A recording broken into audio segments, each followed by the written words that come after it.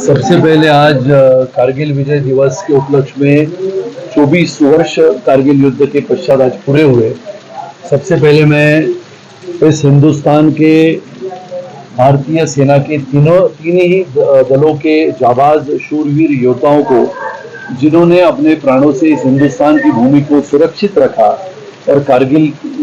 में विजय दिलाते हुए इतिहास रचा, ऐसे हमारे शूरवीर योद्धाओं को श्रद्धांजलि अर्पित करता हूँ, जिन्होंने अपने प्राणों की बाजी लगाते हुए हिंदुस्तान को इस कारगिल युद्ध में इतिहास रचते हुए अपने प्राणों का बलिदान दिया। ऐसे शूर योद्धाओं को नमन करता हूँ। आज के अथर्व फाउंडेशन के इस कार्यक्रम में हमने अरुणाचल और आसाम के राज्य सैनिक बोर्ड के पूर्व सैनिक तथा हमारे शहीद परिवारों के प्रति उनकी सेहत अच्छी रहे, इसके लिए एम्बुलेंस का वितरण जो हम करते हैं, ऐसे हमारे 2 राज्यों के लिए हमने आज 2 एम्बुलेंस का वितरण किया। हमारे साथ कर्नल चटर्जी जी यहाँ पर उपस्थित है और महामहिम राज्यपाल आदरणीय श्री रमेश बैस साहब के हाथों से ये दोनों चाबियां एम्बुलेंस की हमने एक अरुणाचल के लिए, आसाम के लिए आज प्रदान कर दी। वैसे तो अथर्व फाउंडेशन ने पहले सिक्किम के लिए, फिर नागालैंड के लिए और मणिपुर के राज्यों के राज्य सैनिक बोर्ड के लिए हमने एम्बुलेंसेस प्रदान की थी। पूरे भारत भर में शहीद जवानों की बेटियों को पढ़ाने के लिए आधुनिकता से हमने सभी बेटियों के घर तक लैपटॉप पहुंचाने का काम किया। महाराष्ट्र में हमारा सैनिक शहीद होने के पश्चात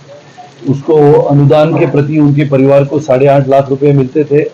लेकिन हमारे भूतपूर्व महाराष्ट्र के मुख्यमंत्री और आज के हमारे उप मुख्यमंत्री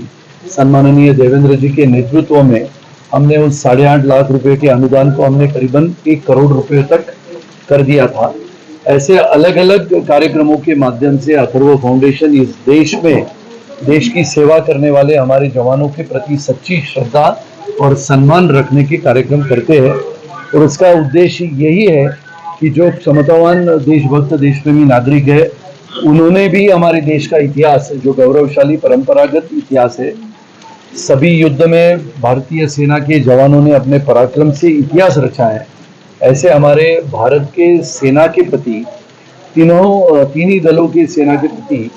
उन्होंने सम्मान रखने की आवश्यकता है। इसके लिए ऐसे कार्यक्रम हम करते रहते हैं और आज ये 2 एम्बुलेंस विशेष रूप से अरुणाचल और आसाम के लिए हमने प्रदान किए। जनता को कुछ मैसेज देना चाहेंगे आज के कार्यक्रम? जनता को आज के कारगिल विजय दिवस के उपलक्ष्य में सबसे पहले मैं शुभेच्छा देता हूं।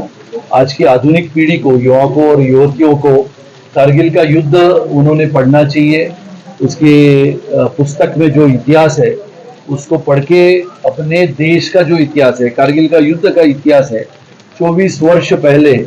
जिस युद्ध का इतिहास लिखा गया और ऐसा वर्णन है कि पूरे विश्व में सबसे ऊंची चट्टानों पे, बर्फीली ठंडी ऐसे पहाड़ों पे ये युद्ध लड़ा गया और ये महाभयंकर, भीषण और बहुत ही अद्भुत ऐसा युद्ध हमारे भारतीय सेना के जाबाज जवानों ने लड़ा। 527 अपने सेना के जवान, अधिकारी इसमें शहीद हुए और ये युद्ध का वर्णन तो ऐसा है कि अद्वितीय युद्ध करीबन 19,000-20,000 ऊंचाई पर, पहाड़ों की ऊंचाई पर लड़ा था।